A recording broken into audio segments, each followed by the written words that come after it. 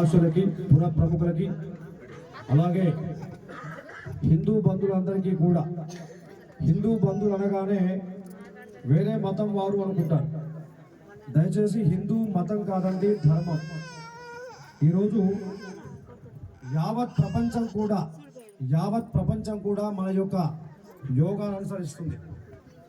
యావత్ ప్రపంచం కూడా ఈరోజు మనకున్న ఆచారాన్ని, కట్టుబాటుని అనుసరిస్తూ మన కట్టు బొట్టు అలాగే మన విధి విధానాలు అనుసరిస్తూ భారతదేశం మొత్తం కూడా ప్రపంచాన్ని ఆకర్షించే స్థితికి ఎదిగినటువంటి సందర్భం అందరికీ తెలిసిందే.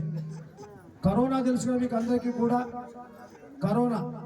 కరోనాలో ప్రపంచం మొత్తం కూడా గుట్టలుగా ప్రాణాలు వదిలిపెడుతూ ఉంటే, ఆ కరోనా వ్యాధి భయపడి బెంబెలెత్తుతున్న సమయాన ఆ యొక్క కరోనా మన దేశానికి వచ్చిన తర్వాత మన భారతదేశం చిన్న చిటక, మన భారతదేశంలో ఉన్నటువంటి యావత్ హిందూ బంధువులందరూ కూడా చిన్న చిటక అదేంటి, వేడి నీళ్ళు తీసుకొని తాగడం, గోరువెచ్చ నీరు తాగడం, అలాగే మన ఇంట్లో ఉన్న వామ పువ్వు, పుదీనా, పచ్చకర్పూరాన్ని ఆవిరి పీల్చడం, అలాగే తులసి ఆకు తినడం, మనకున్నటువంటి మిరియాలు అలాగే లవంగాల ద్వారా మనకున్నటువంటి నీటిని తాగడం ద్వారా ఈరోజు ప్రపంచంలో ఉన్నటువంటి కరోనా వ్యాధిని, గడగలాడించే కరోనా వ్యాధిని కూడా ఈ యొక్క దేశం నుండి మారిపోయే విధంగా చేసిన ఏకైక దేశం భారతదేశం.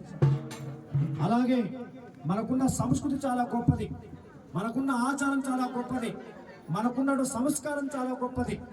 మాతృదేవోభవ, పితృదేవోభవ, ఆచార్య దేవోభవ, ఇంటికి వచ్చే చుట్టాన్ని కూడా అతిథి దేవోభవ అనేటటువంటి ఏకైక దేశం భారతదేశం. మానవ సేవయే మాధవ సేవ, మానవునిలోనే మాధవుని చూసే ఏకైక దేశం భారతదేశం. అలాగే ప్రతి ఒక్క వ్యక్తిలో, ప్రతి ఒక్క స్త్రీలో కూడా పితృ స్వభావాన్ని, మాతృ స్వభావాన్ని, మహాలక్ష్మీ దేవిని, సాక్షాత్ యొక్క పరమశివుణ్ణి, సాక్షాత్ మాధవుని చూసే ఏకైక దేశం భారతదేశం.